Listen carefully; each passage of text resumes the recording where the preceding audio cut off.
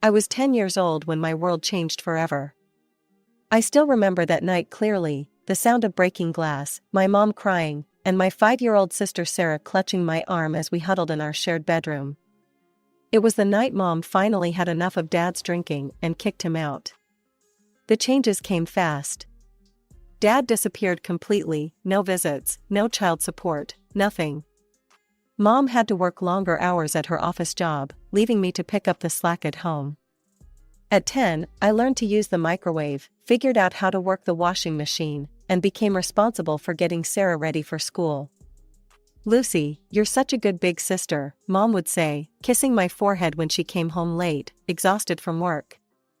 "I don't know what I'd do without you." But it wasn't easy. While other kids my age were playing after school, I was walking Sarah home, helping her with homework, and trying to keep our small apartment somewhat clean. I learned to make simple meals, sandwiches, pasta, anything that didn't require using the stove. Sarah would complain about having the same food all the time, but I did my best. Mom and I sacrificed everything for Sarah. When she needed new shoes, I wore my old ones for another season. When she wanted to join the dance class, Mom picked up extra shifts to pay for it. We wanted her to have a normal childhood, even if it meant we couldn't have one ourselves. The years passed this way, with me juggling school and home responsibilities while Mom worked herself to exhaustion. Then, when I was 13, something amazing happened. Mom got promoted to senior manager at her company. Suddenly, our financial struggles began to ease. "Girls, I have something to tell you," Mom announced one evening, her eyes sparkling with excitement. "We're going to be able to move to a house. A real house with a yard." Sarah squealed with delight, but I felt a mix of emotions. Yes, I was happy we'd have more space, and Mom wouldn't have to work quite so many hours. But I'd made friends in our neighborhood, and my school was here. When Mom said I could stay at my current school, I felt relieved. Sarah, however, was enrolled in an expensive private school across town. Several years have passed since then. Mom earned well, and I was able to continue my studies after school. The day I left for college was bittersweet. Mom helped me pack my few belongings into her car for the 3-hour drive to State University, while Sarah lounged on the couch, barely looking up from her phone to say goodbye. "Call me when you get settled," Mom said, hugging me tight outside my dormitory. Her eyes were wet, but she was smiling. "I'm so proud of you, Lucy." I watched her drive away, knowing the sacrifices she'd made to get me here. No dating, no social life, just endless work and saving to give us both a chance at a good education. The tuition money she'd saved for me represented years of overtime and careful budgeting. I was determined not to waste a penny of it. My dorm room was tiny, with creaky furniture and a roommate who barely spoke English, but it felt like freedom. Within a week, I'd found a job at the campus coffee shop, working early morning shifts, before classes.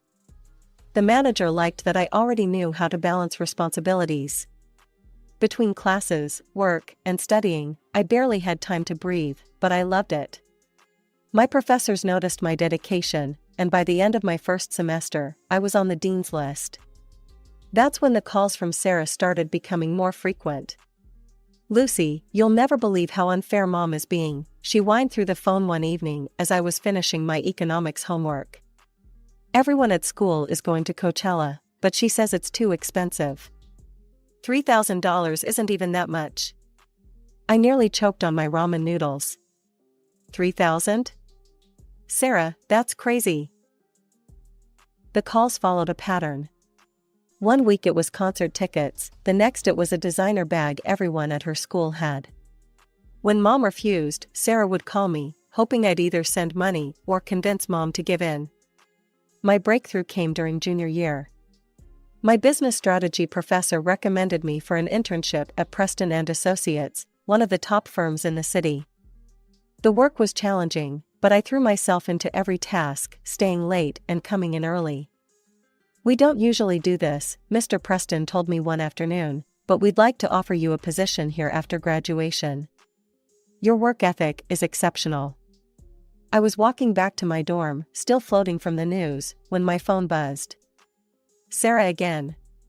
Mom's being impossible, she started, without even saying hello. She won't give me money for a spring break trip to Cancun. Everyone's going except me. Can you send me like $800? I'll pay you back someday. Sarah, why don't you get a part-time job? I suggested, not for the first time. The mall's always hiring. You could earn your own money for things like this. Ugh, as if. You so boring and responsible all the time. No wonder you don't have any friends at college. All you do is work and study. She hung up before I could respond. I stood outside my dorm building, staring at my phone and wondering how two sisters could turn out so differently. While I was building my future one coffee order and study session at a time, Sarah was still waiting for everything to be handed to her on a silver platter. Graduation day felt surreal. As I walked across the stage to receive my diploma, I spotted Mom in the audience, beaming with pride. Sarah wasn't there, she had a really important social event that day. 2 weeks later, I started at Preston and Associates. When my first real paycheck hit my account, I knew exactly what I wanted to do with it.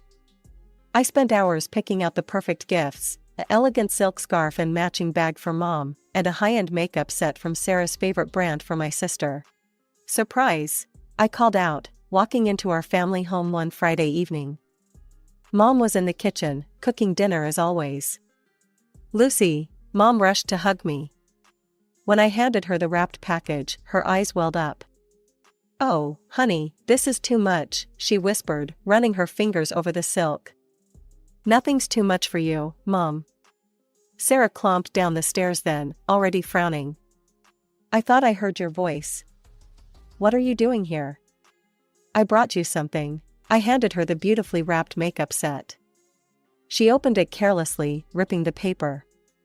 Oh, I actually wanted the other collection from this brand. You should have just given me the money, I would have bought what I actually needed. Sarah, Mom scolded, but I just shrugged. Some things never changed. Life moved quickly after that. I rented a small but clean apartment closer to work, determined to save enough for a down payment on my own place someday. At Preston and Associates, I threw myself into every project, staying late and coming in early. Within 6 months, I had my first promotion. Then came the call from Mom. I don't know what to do anymore, she sighed. Sarah's dropped out of college. Says it's not for her. Do you know how much money I've already paid for this semester? She says she's going to be an influencer. Keeps asking for money for camera equipment and designer clothes for her videos. Lucy, I'm still working 60-hour weeks to pay for all this. I tried talking to Sarah, driving to her favorite coffee shop where she was working on content. Oh my God, spare me the responsible big sister act.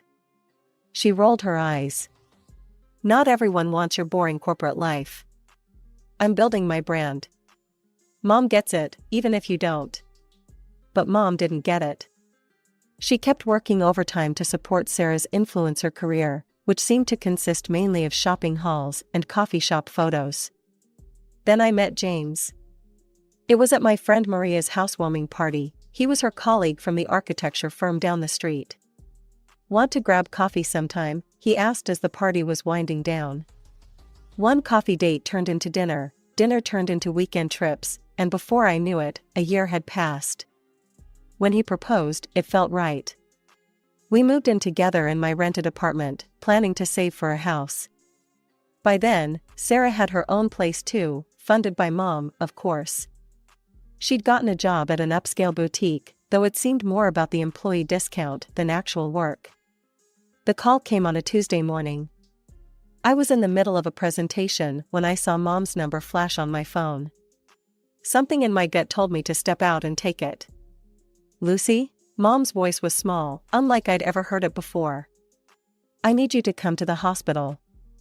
The doctors, they found something. The next few hours passed in a blur. I drove the 3 hours to my hometown, my hands shaking on the steering wheel. Cancer, stage 3. Words like aggressive treatment and survival rates bounced off the sterile hospital walls while I held Mom's trembling hand. All I could think about was how small she looked in that huge hospital bed, this woman who had always been our family's foundation. Mom had to quit her job despite her protests that she could still work. Thankfully, her years of careful saving meant she had enough put aside for treatment. She'd always been preparing for some unnamed future emergency. I just never imagined it would be this. The first rounds of chemotherapy were brutal. I'd drive to Mom's house after work, help her to the bathroom, make dinner, and try not to let her see me cry as more of her hair fell out. The 3-hour drive back home in the dark was exhausting, but I couldn't bear the thought of her being alone. Sarah should be here to see this, Mom whispered one evening as I was preparing her favorite soup. She should know. I called Sarah that evening on my drive home. Mom's asking for you. I'm really busy right now, Lucy. I've got this collaboration coming up. She has cancer, Sarah. She needs both her daughters. A long pause. I can't deal with hospitals and sick people. It's too depressing, you know? I pulled over to the side of the highway, my hands trembling with anger. I'll pay you, monthly. Whatever you're making at the boutique, I'll match it if you'll help take care of Mom when I can't be here. Sarah's laugh was cold. Are you serious? I'm not going to waste my time playing nurse to a sick person. That's what actual nurses are for. The next day, I arranged for a professional nurse, Angela, despite Mom's protests that it was too expensive. You need proper care when I'm at work or driving back home, I insisted. Angela turned out to be a blessing, capable, kind, and professional in all the ways Sarah refused to be. But then a new problem emerged. James. You're never home anymore, he complained one night when I finally made it back to our apartment around midnight. I feel like I'm living alone. My mother has cancer, James. She needs me. And what about what I need? He ran his hands through his hair in frustration. When was the last time we had dinner together? Or watched a movie? Or did anything normal couples do? This isn't forever, I tried to explain, exhausted from the long drive. She's sick. She needs help. That's what the nurse is for. You don't have to drive there every single day. You're going to kill yourself with these long drives. You look exhausted all the time. But I couldn't stop. Sarah wouldn't do it. James didn't understand. And Mom had spent 25 years taking care of us. How could I do any less for her now? As the weeks of Mom's treatment wore on, I started noticing uncomfortable similarities between James and Sarah. They both had the same way of shirking responsibility, the same talent for making excuses, the same aversion to anything that wasn't fun or easy. I first noticed it during one of our weekend visits to Mom's house. While I was upstairs helping Mom with her medication and making sure she ate something, I could hear laughter floating up from below. James and Sarah were sitting in the living room, sharing jokes and stories like old friends.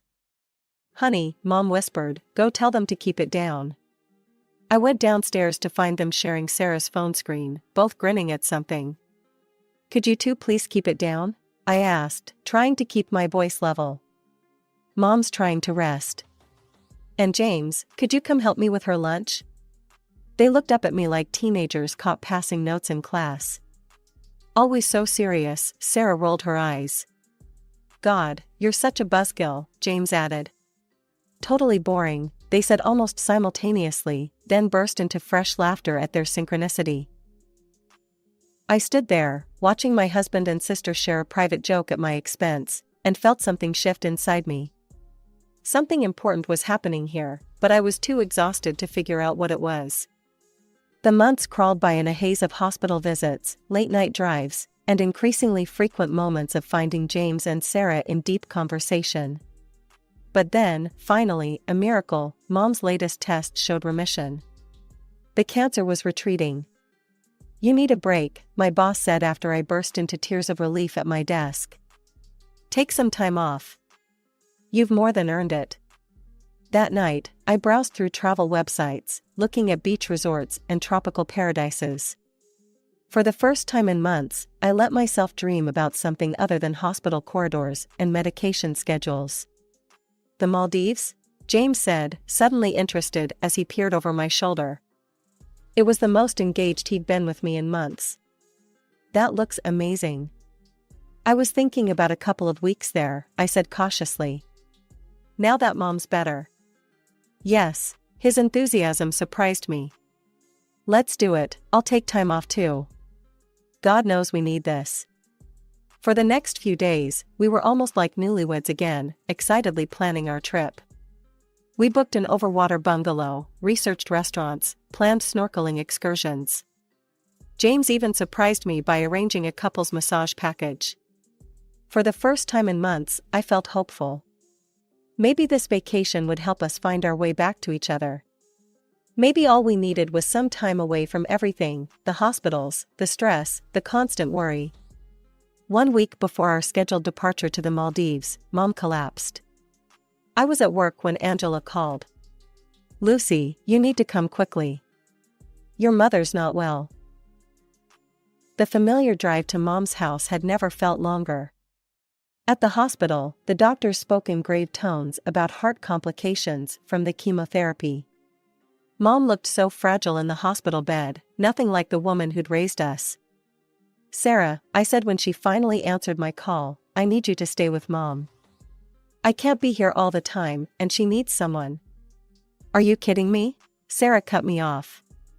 I told you, I'm not playing nurse. I have plans.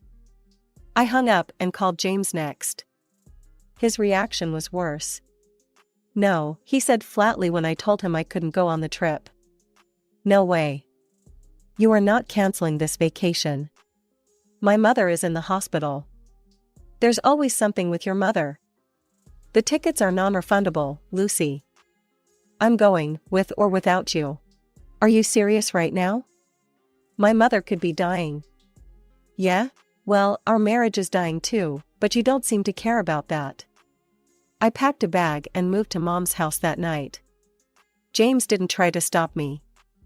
2 days later, my phone buzzed with an Instagram notification.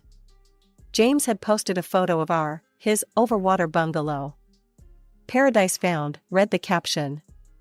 I tried to push down my anger and focus on Mom. But on the third morning, as I was helping her take a sip of water, she squeezed my hand weakly. Lucy, she whispered. I'm sorry. Those were her last words. Her heart gave out an hour later. The world stopped making sense. I moved through the next few hours in a fog, holding her cold hand until the doctors gently pulled me away. My calls to James went straight to voicemail. Sarah's phone just rang and rang.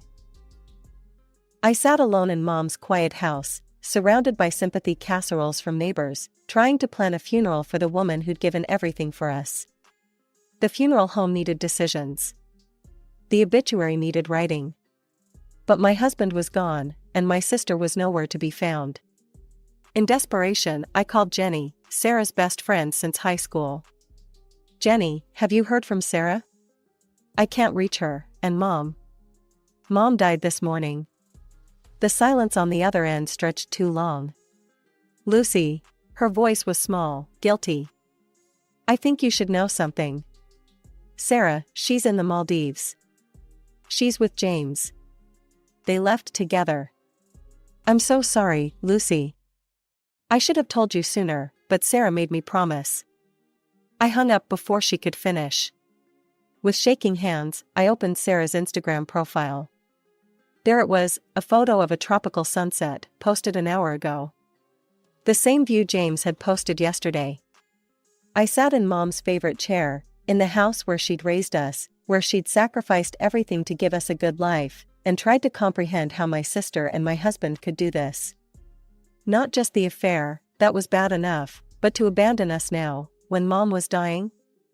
To be sipping cocktails in paradise while I planned our mother's funeral alone? The depth of their betrayal was almost as devastating as losing Mom. Almost. Mom's funeral was small and quiet. The chapel was filled with her coworkers, old friends, and neighbors, but the 2 empty seats in the front row spoke volumes. I delivered the eulogy alone, my voice somehow staying steady as I talked about Mom's strength, her sacrifice, her unconditional love. A week later, I was sitting in Mom's kitchen, surrounded by sympathy cards I couldn't bring myself to open, when I heard the front door unlock. Sarah's laugh floated in first, that familiar, carefree sound that now felt like a knife in my chest. Then James's deeper chuckle joined in. They strolled into the kitchen like they were returning from a casual weekend away, both golden-tanned and relaxed.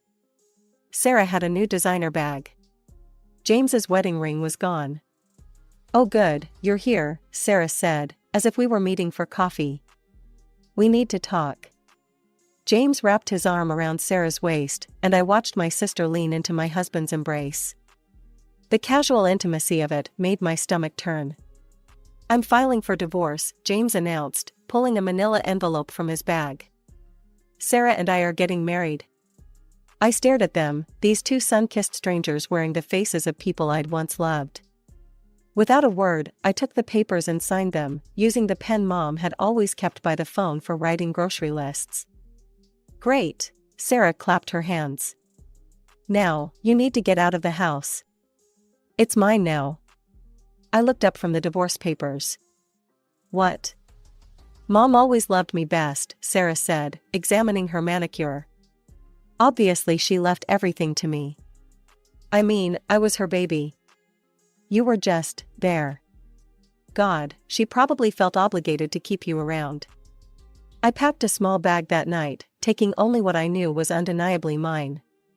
I couldn't stay in that house with them, watching them play house in the space where Mom had just died. Where she'd fought so hard to live. A week later, my phone rang. It was Mom's notary, Mr. Patterson, inviting me to the official reading of the will. When I arrived at his office, Sarah and James were already there, holding hands and whispering to each other like teenagers. Sarah shot me a triumphant smile. Mr. Patterson cleared his throat and began to read. "I, Elizabeth Marie Chen, being of sound mind, declare this to be my last will and testament." I watched Sarah's smile grow wider with each preliminary paragraph. Then Mr. Patterson reached the distributions. "To my eldest daughter, Lucy Chen, I leave my house at 1542 Maple Street, and all my savings accounts totaling $400,000. Sarah's smile vanished. "What?" "To my youngest daughter, Sarah Chen, I leave $50,000, with the hope that she will use it wisely." I feel compelled to add that I recently overheard Sarah discussing her anticipation of my death and her plans for all that cash. While this was painful to hear, it only confirmed what I already knew about both my daughters' characters. Sarah's face had turned an ugly shade of red. James was suddenly very interested in his shoes. Additionally, Mr. Patterson continued, "I have left a private letter for Lucy." He handed me an envelope. Inside was a single page in Mom's familiar handwriting. "My dearest Lucy, you have always been the strongest of us, even when you thought you weren't. You learned early what Sarah never did, that love means showing up, even when it's hard. Especially when it's hard. I'm leaving you everything because I know you'll use it wisely. As for Sarah, I'm leaving her enough to help her if she truly needs it, but not enough to hurt her. If she ever truly changes, truly grows up, you can help her if you choose to. But only if she earns it. All my love, Mom." I had barely finished reading Mom's letter when Sarah's scream echoed off the notary's office walls. "This is ridiculous. I'll sue you, Lucy. I'll take half of everything." Mr. Patterson adjusted his glasses calmly. "Miss Chen, the will is ironclad. Your mother had it properly witnessed and notarized 3 months ago, shortly after she overheard your conversation about her death. You don't have any grounds for contest." James stood up then, straightening his tie like he was preparing for a business negotiation. "Actually, I believe I'm entitled to half of Lucy's inheritance.